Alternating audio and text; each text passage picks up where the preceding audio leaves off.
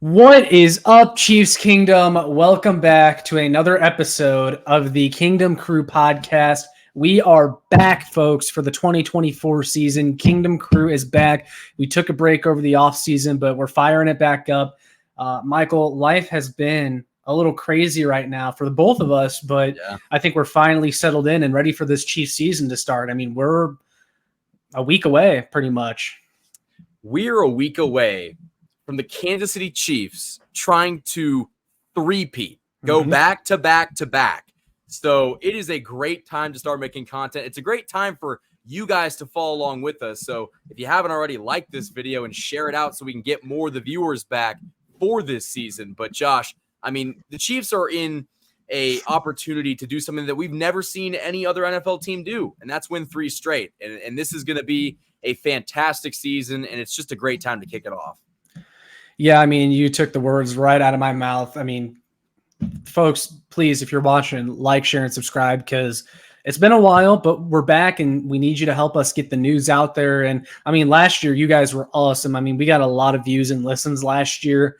We did better than I thought, considering we had just started it up after, like, what was it, a 3-year hiatus or something like that? Maybe a little shorter than that. But I mean, it was something that we had kind of taken off from for a little bit. And it did really well last year, all things considered, and we're doing it again. And look, guys, I mean, the Chiefs are also coming off a Super Bowl victory, which means we get another banner ceremony night at the home opener. And I always encourage people to go to that because you never know when the next one is going to be.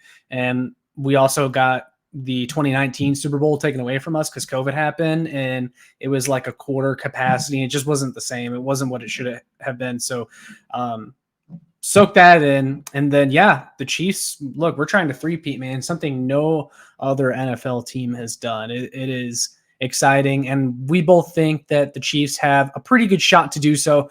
I mean, we were here throughout the offseason. We covered the draft. We covered free agency. And I know it's been a bit since we've talked, but I feel like me and you pretty much agree that the Chiefs did a pretty nice job filling out this roster. Now we're going to go over that roster. We've watched the preseason games. Preseason has wrapped up. I know you watched quite a bit of it, Michael. I did too. I didn't watch too much of the first 2 games, but I had my eyes on that last game pretty much the whole way through, because that's the game where it's like, all right, these guys are fighting for their jobs. These are the second and third string. Now, some may argue that the rosters are pretty much decided by them, but I still think there's a couple battles that the Chiefs wanted to see play out. Especially in the wide receiver room, that is, because that's kind of what I was watching the most in that game. But yeah, I mean, I'm talking a lot, but essentially we're going to go through the Chiefs roster. We're not going to do like a deep dive on who's going to make the team, but we're just going to kind of run through the position groups. I'll be like, Michael, do you agree with that? And then we'll talk about the guys that stand out the most to us. Michael, any more thoughts before we jump into it? No, I think that's good. All right, let's do it. So, first of all, we have the quarterbacks. No surprises here. Patrick Mahomes. Oh, I should mention, this is from Arrowhead Addict. So my guy, Price Carter, who's been cranking out content this offseason, he wrote this. This is his roster projection. I'll link it down in the description. But this is from Arrowhead Addict. He says, Patrick Mahomes and Carson Wentz. No argument there, I'm assuming, Michael? No. And I'm really happy with that QB room. I'm really for happy sure. with QB2. Me too. I mean, I don't know if you watch or how much you watched the last preseason game, but Chris Oladokun, and get him out of here. Terrible. He's no Shane Buechele. Let's just say that. Yeah, I don't think he'll be sticking around as long as Shane Buechele did. Running backs. Okay. This one's going to involve some controversy. You're going to hear it from me, Michael. You already know what's coming. But we got Isaiah Pacheco, Clyde Edwards-Helaire, and he put Deneric Prince on there as well. And then he actually has Carson Steele listed as a fullback, and he has Carson Steele making the team, obviously. I'm going to disagree a little bit. I think Carson Steele is kept as just a running back, and I don't think Deneric Prince makes the team. But that would make your 3 Isaiah Pacheco, Clyde Edwards-Helaire, and Carson Steele. Look, I'll start with Carson Steele. We'll start with the positives first because the guy has been awesome. You know, I mentioned his name briefly back when I did my video on the UDFAs. I said, keep an eye out for this guy. he did a lot for that UCLA offense, and we knew that the Chiefs liked him because they did a visit with him prior to the draft. So it made a lot of sense when they picked him up as a UDFA. Didn't even have to spend a draft pick on him, but he's came in here and he has lit it up. I mean, I don't know if you have someone else in mind, Michael, but I feel like he's been kind of the camp darling this year. There's always one, sometimes a couple. Carson Steele has been that. People are comparing him to Kareem Hunt, including myself, because, you know, he's got that kind of similar build, the lower contact balance. It looks like Kareem Hunt, maybe not quite as much burst, but I mean, he just does all the little things. He looks great. He hits the hole. He's one cut and go. And I could definitely see him making his way to being the RB2 solidified at some point throughout the season. What do you think?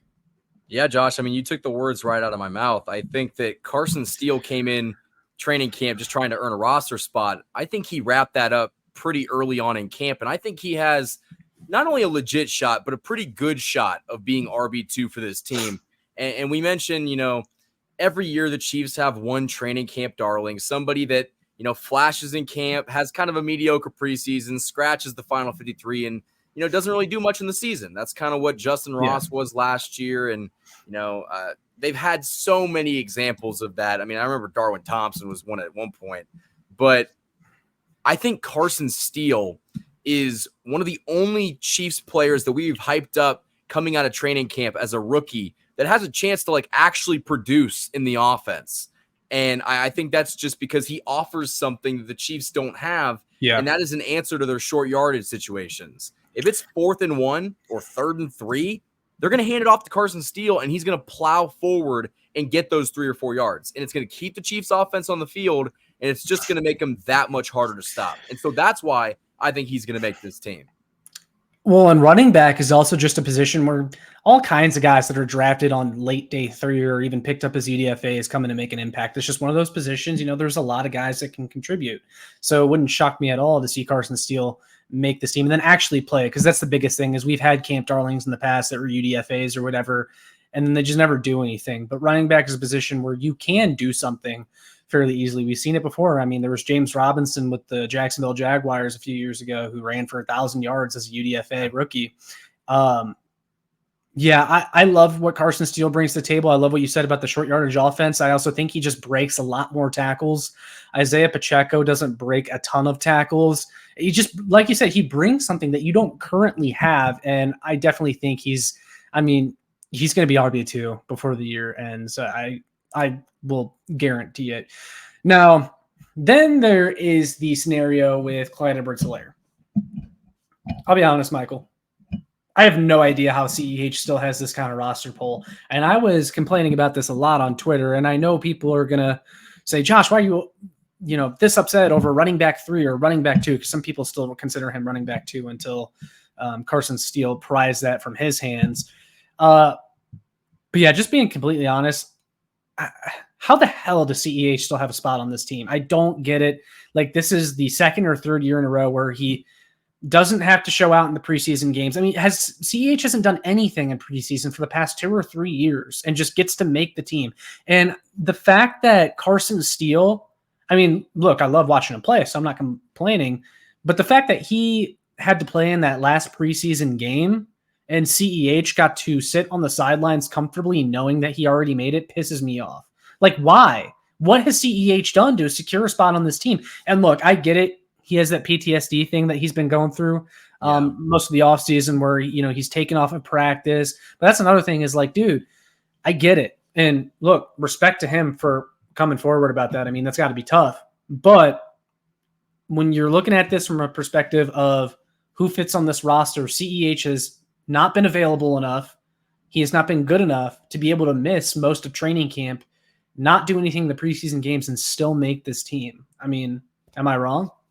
No, you're not wrong. I think that the Chiefs are always very hesitant to get rid of their own guys, the guys they draft, the guys that they, the guys that have been part of like this last 4 to 5 year run. Yes. Like CEH has just kind of always been there. So it's like, oh, why get rid of him? He's been here the whole time. A perfect example is McCole Hardman. What has McCole Hardman done to make this team? He just, he's one of the guys that's been here for as long as he has, and he's grandfathered in. And so CEH is going to make it because he's a locker room guy that everybody loves.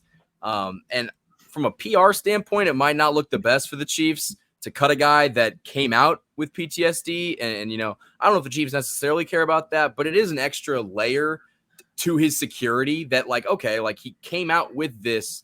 Yeah, it's like you can't cut him. I mean, yeah, personally, I would, but also maybe you put him on some kind of list, some kind of exempt list, or non-football injury list kind of thing, until he's ready.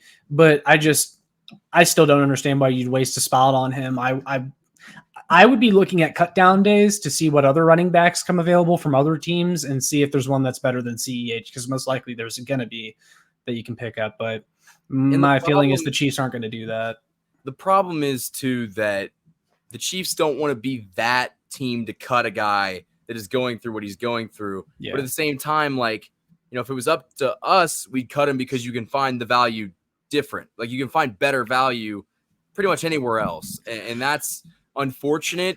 But I will say, if Clyde Edwards-Helaire is your weak link at running back 3, I'm okay with it. I mean, I don't love it, but at the same time, I'm not a giant Deneric Prince fan. I think we've kind of, he's another name that we talk about all training camp, last year. And I don't want to say that he's busted, but he's just not the kind of guy that's going to come in and have an immediate impact.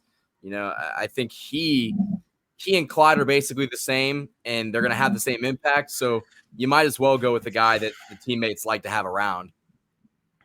Yeah, I get it from that perspective. And I think that's the justification that the Chiefs are going to use, because that's kind of what I think is going to happen. Notable omissions: Imani Bailey, who I think he looked good. I don't know how much you caught of him, the TCU UDFA running back. I know he's undersized, but man, he's kind of like lightning in a bottle. But then there's Louis Rees-Zammit, who obviously has also been kind of another offseason darling because he's the former rugby star that came over. Now, I remember I made a video as soon as we signed him saying, guys, I've looked at the clips. I just don't see the explosion. I don't see the agility. I don't see the ability to run between tackles with him. And I got a lot of rugby fans in the comments saying, you don't know what you're talking about. He's going to light the NFL on fire. Guys, we've watched LRZ in the games. He's not an NFL athlete. He's got good straight line speed. I applaud the dude for trying. He can't make this team.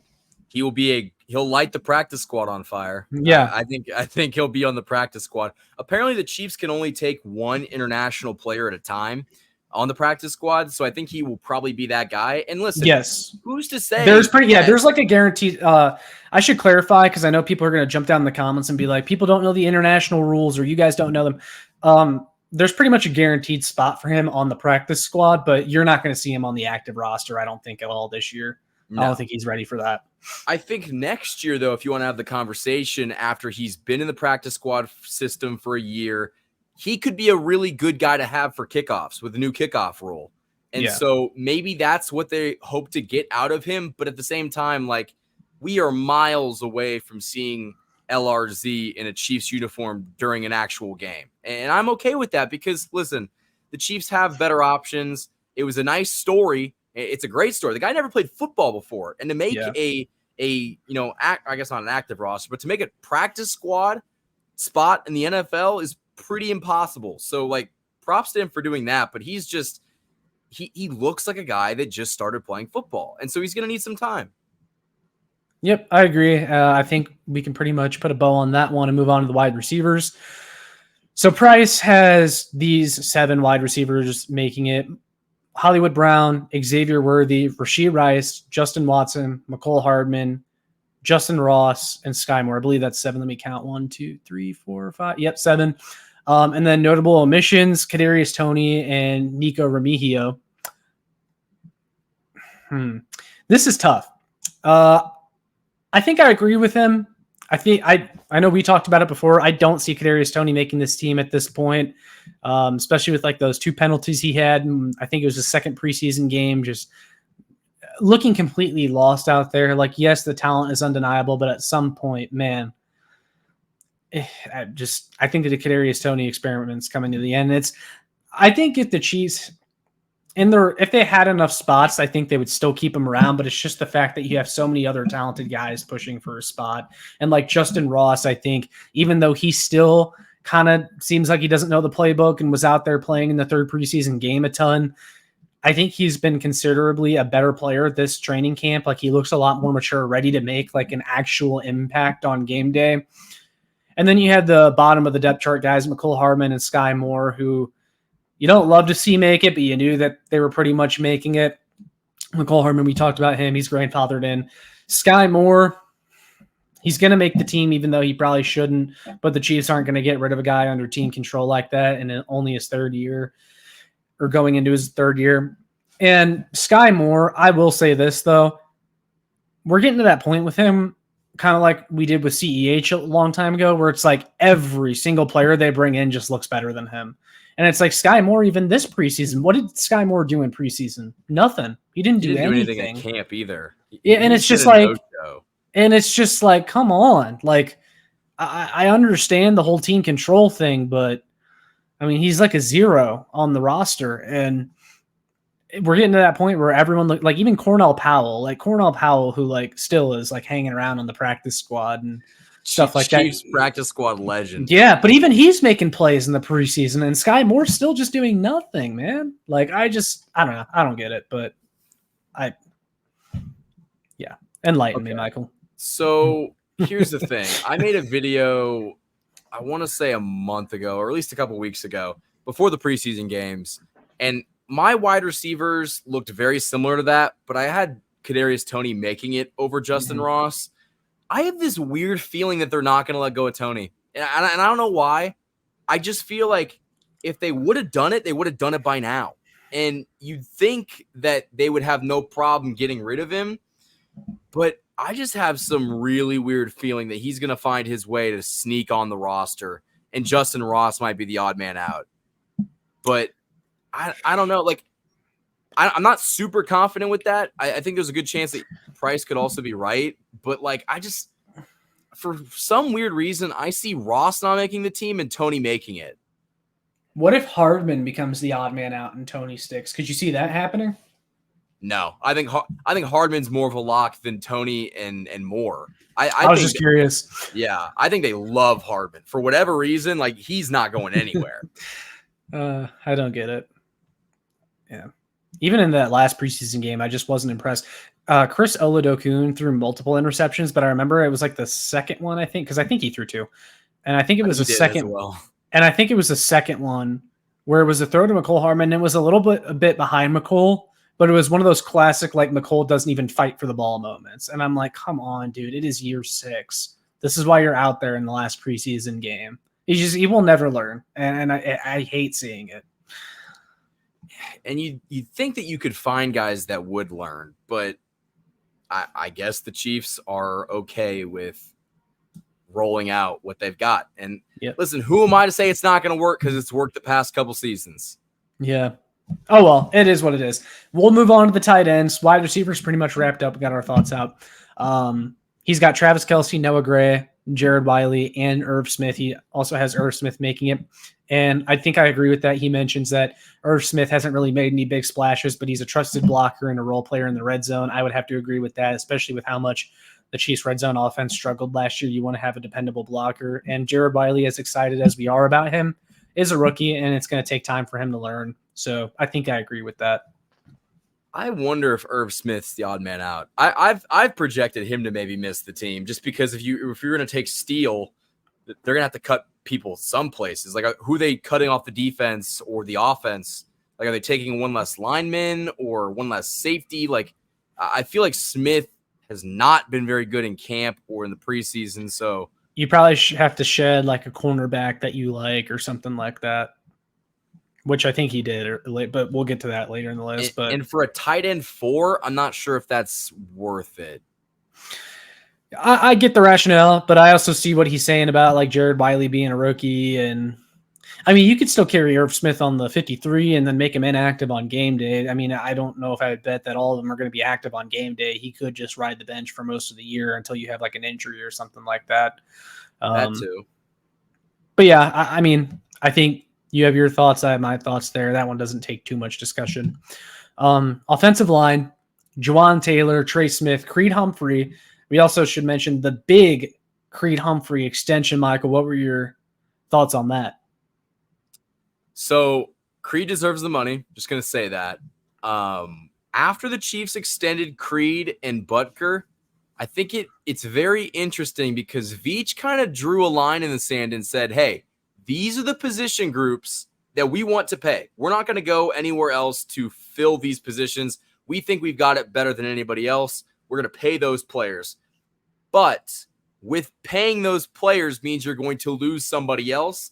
I think Trey Smith and Nick Bolton are going to be very interesting candidates to go somewhere else in free agency once their time comes up, because you simply can't pay anybody or everybody, and it might be easier to replace a right guard in the draft or a linebacker in the draft than pay Nick Bolton $17, $18 million a year. Yeah, so obviously the Chiefs coming up here, you had the end of the Joe Thuney contract and the end of the Trey Smith contract. I think both of those guys are gone in the next 1 or 2 years. And I think, Creed Humphrey is their guy in the interior that they're going to pay. And I think it's interesting they made him the highest paid center, because I mentioned this earlier in the offseason. I think you were a little indifferent on it when I mentioned this, but I still think there is a possibility, because Veach mentioned it at the beginning of the offseason. It kind of went under the radar. I still think there could be a potential move to guard in Creed Humphrey's future. And Hunter Norzad, who was taking a lot of snaps in preseason, could eventually become your future center. And then you move Creed Humphrey to guard, and he's paid more like a guard because they made him the highest paid center. I don't know, any additional thoughts on that? I feel like they would have to be very, very comfortable with Norzad, and this would be a while from now. Yeah, maybe in a year or two. But I could almost see maybe Norzad switching to guard, or something along those lines. I guess it really depends if Creed wants to make that transition, and they probably talked about that in contract talks. Like, hey, we'll give you all of this money, but just know that we might switch you inside to guard. And if I'm Creed, I'm like, hey, I don't care as long as you pay me like a guard. And that's just, at the end of the day, that's $72 million. I'll play on the sideline. I'll play at cornerback if you want me to. I don't care. Yeah. But anyway, the rest of the list, he's got Joe Thuney making it, Wanya Morris, Kingsley Suamataia, Mike Caliendo, Hunter Norzad, and Lucas Niang. Now, he had Ethan Driscoll and CJ Hansen getting cut. I'm going to throw in a curveball here. I think Lucas Niang is done, and the Chiefs keep Ethan. Yeah, I would rather see them keep Ethan Driscoll, who I think has been a really nice surprise in both training camp and preseason. He was carving holes in the run game too. I remember in that second preseason game. I really like what I've seen out of him. He seems like a diamond in the rough UDFA, and I think I would end the Lucas Niang experiment. I just think Niang to me feels like a guy that just football has kind of not been something that he prioritizes as much in the last couple of years. He still looks overweight. He looks slow. He looks like his heart's not in it. Yeah, after he opted out because of COVID too. Yeah. So he's never really been in it. And I'm not shaming people who didn't play because of COVID, but if you aren't motivated to be a great pro, having that opt out and they're still going to pay you, it's a pretty good opt out. So I could definitely, I'm not saying that he's lazy. I'm not saying that, his heart's not necessarily in it, but I just don't it's a fair question given what we've seen from him now. What is this, year 4, year 5 for Lucas Niang? Too many. Even when he plays, he's not very good, but he can't even sniff the field. I mean, it's not, I'm done with it. Yeah. I could still see that scenario happening where they keep Lucas Niang. I don't know. I feel like Ethan Driscoll outplayed him pretty thoroughly in camp and preseason. Yeah, but Niang will probably make it because of his draft stock, so who knows? Yeah. Moving on to interior defensive line. Chris Jones, Derek Nottie, Turk Wharton, Neil Farrell, and Mike Pennell. He has Fabian Lovett and Matt Dickerson just missing the cut, but mentions that Fabian Lovett will probably be a practice squad candidate for sure. I certainly agree with that. I think your top 5? Yeah, they're pretty much set. I've said it before, and I'll say it again. I really wish the Chiefs added another veteran to this group. Derek Nottie just looks very unimpressive to me. Tershawn Wharton. Mike Pennell is Mike Pennell. You're really hoping that Neil Farrell takes a step this year. And I think Joe Cullen and Spags have had some good things to say about him, but I just need to see it. I'd be really satisfied with this room if he took a step this year to be like an actual contributor. But if he doesn't, this room outside of Chris Jones really underwhelms me.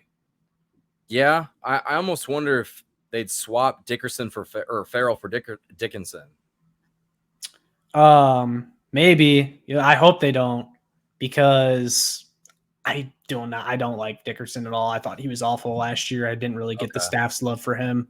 I'd honestly even rather see Fabian Lovett than Matt Dickerson, especially if Derek Nottie is going to keep looking the way he has. I cannot express how disappointed I am in Derek Nottie. Like, it just seems like his first couple years, he like really was a stalwart run stopper. And then it's just like the last 2 or 3 years, it's just been like a steady decline in his play. Yeah, they need to invest in a defensive tackle coming especially up. With Jones getting older too. Like, you want him to age well throughout that contract. Cause when the Chiefs signed Chris Jones that big extension, you had a bunch of fans saying, oh, but what about the last couple of years? You want Chris Jones to be productive throughout the entire contract, get him some help so he can take some more snaps off. But unfortunately, the way this defensive tackle room is built right now, Chris Jones is going to have to be playing like a majority of the snaps. Yeah, no, it's unfortunate, but that's just how the Chiefs have built it. But it's worked. But yeah, I think they're expecting Farrell to take a leap because they probably I hope he would have does. gotten somebody else. I hope he does. And there's promise with him. I mean, he was a guy that a lot of people liked in draft circles a couple years ago. The Raiders spent a 6th-round draft pick on him. Like, I hope so. I mean, there seems to be talent there. He played in the SEC, was productive. So wait, wasn't Farrell like the 6th pick or something? No, he was like a 6th-round pick. Who am I thinking of? You're thinking of Cleveland Farrell, Clemson guy that went like 4th overall like a few years back. I think that was the 2020 draft. All I know is that guy sucked. Shout out Raiders. Yeah. At edge, we got George Karlaftis, FAU, Mike Dana, and Malik Herring. Now, there's going to be some controversy in here too, because this is another position group that I really would have liked to see the Chiefs add somebody. Now, also Charles Omenihu will be making it, but he's going to miss like the first 4 to 6 games of the year, most likely. I just wish they added another veteran. And I like Mike Dana. Happy he got his payday that he deserves. I know we had to reiterate like 10 times that we like Mike Dana on that one Kingdom Crew podcast episode after he got that 3-year deal. I like Mike Dana. I just, not as a starter though. And he's slated to start, especially with FAU's seemingly slow progression. And that's the big thing. And kind of what I'm leading this into is Felix Anudike-Uzomah, who I made a video on earlier today. The clock has started on FAU, man. And that last preseason game, especially when he was out there, like getting all the snaps and just really wasn't doing anything. I'm like, come on, man, you're going into year 2. You should be destroying these backups. Like, if you're that 1st-round pick defensive end, you got to be destroying these backups or like have a couple flashes. Cause I mentioned Xavier Worthy in that video that I did. Cause it's like with a lot of these 1st and 2nd-year players, Xavier Worthy being my example here, there's those moments, those flashes, like the Lions game when Xavier Worthy had that massive catch over the middle of the field, and then he had a stutter step route for a touchdown like a couple plays later. It's like, boom, like that. Xavier Worthy, going to be a guy. We saw it. We've seen the flashes. Like, Xavier Worthy is electric. We're 2 years into FAU's career, and it's like, hey, man, where are the flashes? Like, where are the things to build off of? Like, when I tell people that FAU is going to be a good player, what do I point to and like use as an example? There's not too much to point to. That's kind of where, and it's like the Sky Moore territory. And I know like even you kind of were surprised to hear me say this earlier in the offseason. FAU is kind of getting to that Sky Moore territory where it's like, okay, we're heading into year 2. We didn't really need you last year because we had Omenihu, we had Dana, we had Carl, we had guys. So we didn't need you. But this defensive end room is kind of built to where he needs to take a step forward this year. I mean, he's being counted on. Yeah. And so it's just, hey man, like we got to see something because the alarm bells are starting to ring for me because even with like Sky Moore, he didn't do anything through his first 2 years. And it's like, we were in a 2nd preseason. He wasn't doing anything. It's like, oh, just wait for the season. Season rolled around, didn't do anything. Sky Moore, so far, it looks like a bust. FAU is trending dangerously close to the same territory. See, okay. What I'm about to say right now is going to be unbiased, even though there's a a Kansas basketball flag behind me, rock chalk all the way. Felix Anudike Uzama was a player drafted in the spot that he was because the Chiefs were selecting after they won the Super Bowl in the city of Kansas City in front of KU, K-State, and MU fans. And Felix was a guy that could have gone in the first couple rounds, and so it just made sense. In my opinion, it's a Clark Hunt pick. It is a let's make the people standing out here in front of Union Station happy and select a kid that played football a couple hours away. And so I think that the Chiefs got Felix. Veach probably liked him. I mean, he had some intangibles that made him like a good pick that Spags might, be able to utilize. But I don't think that we are just magically going to see Felix turn into some great defensive end or just a monster producer for this team. Because, I mean, if you look at all of the good all of the good edge rushers in the NFL, they're all first-round picks, and they're all towards the beginning of the first round. And if they are a first-round pick, they got to produce in year 1 or year 2 at the latest. I mean, look at George Karlaftis. George Karlaftis in his first year, I mean, you could look at him and say he gave you some really meaningful snaps. He got a couple big sacks in big games that really mattered. George Karlaftis was exactly what you wanted your rookie edge rusher to be. Yeah. Felix could not sniff the field. And I understand that's because the defense is the defense, and they were top 5 all year long, and they were great at getting to the quarterback. But Felix could not find a way to make any meaningful impact in a preseason game. And so I'm worried, Josh. I really am. I don't want to say that he's got nothing left and that he can't be a good player for this defense, but I really just question if we're ever going to see anything from Felix, because at this point, listen, he sat for a year. Like you said, the clock is ticking. And if it does not pan out this year, I mean, why are we sitting around and waiting for him to pan? He's wasting a roster spot, and the Chiefs are very confident, I guess, in him figuring it out or taking a step this year, or they probably wouldn't have been happy and they would have had to go out and get somebody. But Josh, I'm really worried about Felix, and I don't think that he's going to be really anything special this year. I hope I'm not a hater for saying that. I just don't really believe in it. No, I mean, I get everything you're saying. I mean, I don't think you're necessarily wrong. FAU to me feels like a guy at this point with the ceiling, like his ceiling, meaning the best he could possibly be, is like Alex Okafor. And Alex Okafor was a guy that could give you 4 or 5 sacks when healthy, play strong, can stop the run a little bit. But, you don't draft Alex Okafor in the first round, 32nd overall.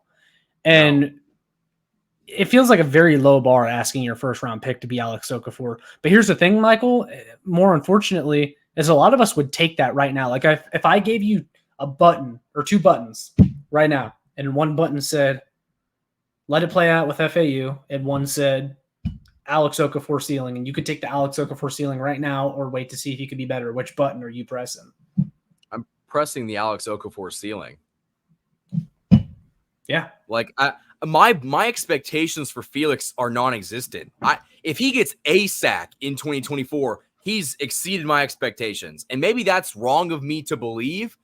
He's given me no reason to think, oh yeah, like he's primed for a good 2024. I don't see it. I really don't. And I think that there aren't enough people that are like, like we have not, like the panic button should be out on Felix, because we've had opportunities to see him perform well, and he has not done that. Yeah, he did have that one blown up run in the Super Bowl that was like a good thing for him, like a good momentum going into next season. But the preseason has really tempered any expectations that I had for him, because it's been hard to watch. He's had some good snaps, but it hasn't been him winning consistently enough for me to be confident in him breaking out next year. And look, he is still very young. He could still develop into a solid defensive end 3 or 4. That's still on the table. But again, you don't draft a solid defensive end 3 or 4 in the first round. Yeah, I just don't think he's going to be the monster that everybody thought he was going to be. And so I think it's definitely it's time to watch him very closely because I think time is running out. Yeah, we got to see something. We have to see something. We're not asking him to be a star. We just got to see something. Give us 3 or 4 sacks next year, and I'll be happy. Yeah. Anyway, we'll move on to linebackers. Trying to blow through the next few positions here. We're almost done. We got Nick Bolton, Leo Chanel, Drew Tranquil, Jack Cochran, and Curtis Jacobs. And then he's got Cam Jones and Cole Christensen getting cut. I think I agree with that. Really like Curtis Jacobs. That was a nice UDFA pickup. You can tell when he plays, he's got a lot of juice. And then the Chiefs staff really seems to like Jack Cochran. I remember last year when Bolton got hurt, he stepped in quite a bit. So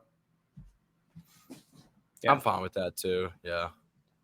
And then cornerbacks, we got Trent McDuffie, Jalen Watson, Joshua Williams, Nazeeh Johnson, and Keith Taylor. Price has Nick Jones, Echo Boydo, Kelvin Joseph, and Kamal Haddon getting cut. Cornerback has been one of the toughest position group battles all camp. And Steve Spagnuolo had a quote about how there's not really a number 2. It's just a bunch of guys. You don't love hearing that. At least I don't love hearing that because it almost kind of reminds me of like the wide receiver conversation back in 2021 where it's like wide receiver 2. We don't have one, but we got, a mixture of guys. We had Byron Pringle, McCole Hardman, Marcus Kemp, guys like that. And it's like, yeah, that didn't quite work out, did it? Demarcus Robinson, those guys. We needed a good wide receiver 2. Cornerback 2 feels like a hole that not a lot of people are talking about. We traded L'Jarius Sneed, who should have been all pro last year. We traded him, and it feels like we didn't really do anything to supplement the loss of that. Now, I get there's guys in that room that have been pushing for a couple of years now, like Jalen Watson, Joshua Williams. I just wish they add some sort of veteran to that room. I also would disagree with Price here. I don't think they keep Keith Taylor. He got burnt, and I mean burnt in that last preseason game. I would rather see Kelvin Joseph make it. I think Kelvin Joseph is a guy they really like. I think he's going to play a lot of snaps for this defense.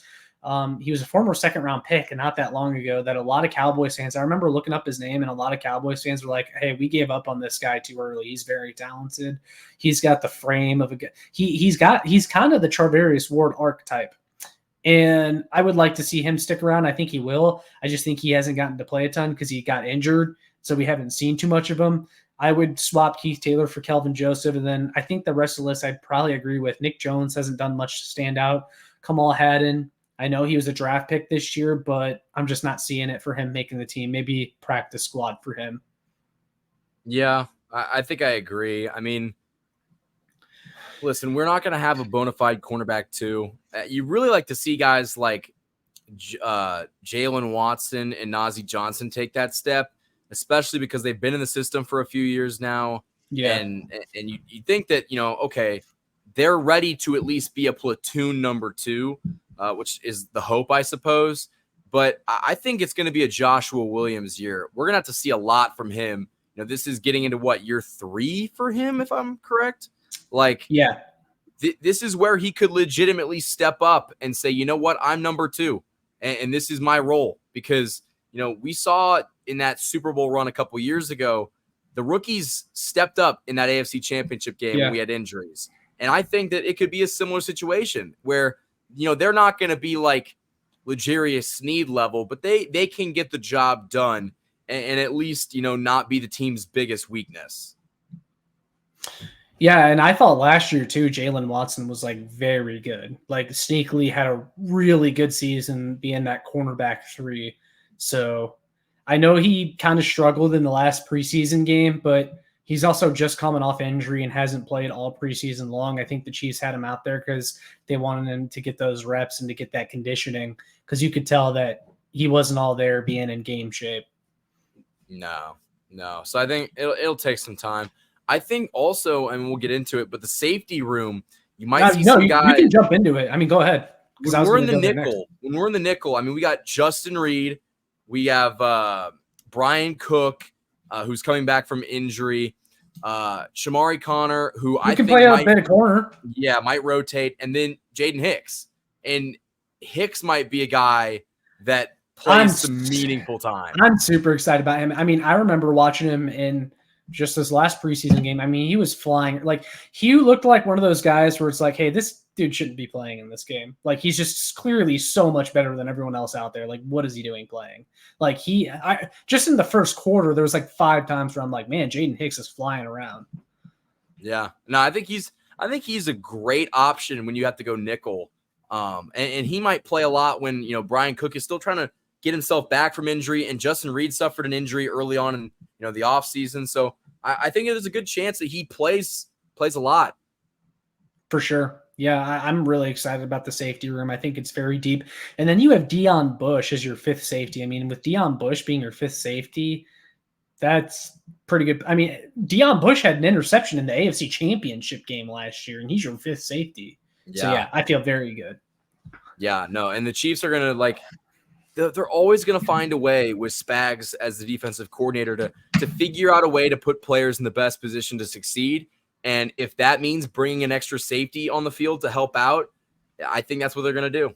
Yeah, bingo. I agree with that. And then last but not least, we have the specialists, Harrison Butker, Matt Araiza, who has been tremendous. I mean, it is I am genuinely excited to watch him punt. Like, usually when you punt, it's like, well, this sucks. I get excited to watch Matt Araiza punt. I hope the Chiefs punt quite a bit this year just so I can watch him flip the field. And then, of course, James Winchester as long snapper. No arguments there from me. No arguments. And I also think that we have a chance to be the best special teams unit in football. I mean, Harrison Butker is the best kicker in football, in my opinion. He's money from 55 plus seemingly every week. And Matt Araiza, I mean, he was nicknamed the punt god before, he got cut from Buffalo for all the off the field stuff, which he's gotten cleared from. He was legitimately, he got drafted, and punters don't get drafted. So I really like what the Chiefs got in Matt Araiza, and I think he's going to, just make the special teams unit even better. Yeah, I would agree with you about us having the best special teams. I just can't put my trust in Dave Tubb to field a good return unit. I just can't. That is fair, especially with the new kickoff. You're going to see some big ones get broken off. Yeah, you're going to see McCole Hardman fumbling, and I'm going to be pulling my hair out in week 3. But yeah, Michael, that wraps up. Kicker and punter, perfect. They're going to be carrying this unit for sure. But that wraps up our roster review of the Kansas City Chiefs 2024 roster. Of course, cut downs haven't happened yet. We'll probably definitely have a reaction in our next episode or in a episode. I mean, that's pretty much all my thoughts on this Chiefs roster. Michael, is there anything we didn't touch on that you'd like to mention? No, I think we have a pretty good idea of what the final 53 is going to be. There might be a couple surprises, but at the end of the day, that third preseason game, while they make it out to seem like it's important, most of the guys are already solidified on this roster. There might be a couple that, may have made the team, or maybe a couple guys that solidified a practice squad spot. Sure. And that's why it's important. But I think that we're pretty confident with what we got going on. And listen, I think barring injury, this team is going to have a great shot to win another one. Yeah, there's not too many holes in this roster. And one that I was really worried about is running back depth. Like Pacheco, don't love Pacheco, but I like him and I think he's a solid starter. And then I looked at that room behind him. I'm like, yeesh, CEH, and then who? But with Carson Steele being what he's been, I feel great about that room now. Yeah. It just still depth to something that's already okay, not really a problem. Yeah. But it's very, if I had another complaint, it'd probably be DT. But if that's your only true big hole in the team, I think you'll be fine. I mean, you're going to have weaknesses at some spots, but I for the most part, like what the Chiefs have done. Yeah, me too. So guys, it's going to be a shorter episode today. We're going to wrap this one up, but it is so good to be back. I'm going to let Michael slide in all his stuff, push his stuff before we sign off. But make sure you like, share, and subscribe so more Chiefs fans can find this. You can check out my work on showmefootball.com and arrowheadaddict.com. And then, Michael, where can the people find you? I'm not going to plug anything with the socials, and you guys know where to find me, but I will say I will be live streaming from the Hollywood Casino this Thursday, 8/29, before the KU game at Children's Mercy Park. There's a bunch of giveaways going on at the casino. I'll be live streaming we'll talk Chiefs, Royals, and of course, Kansas football right beforehand. So come on over to my channel on Thursday around 3 p.m. and we'll talk sports. And you guys can stay tuned for some pretty good prizes, and you'll have an opportunity to win some money. And all that will be linked in the description. You can find Michael's channel down below. But yeah, guys, that wraps it up. Appreciate y'all being here. We'll see you in the next one, and go Chiefs.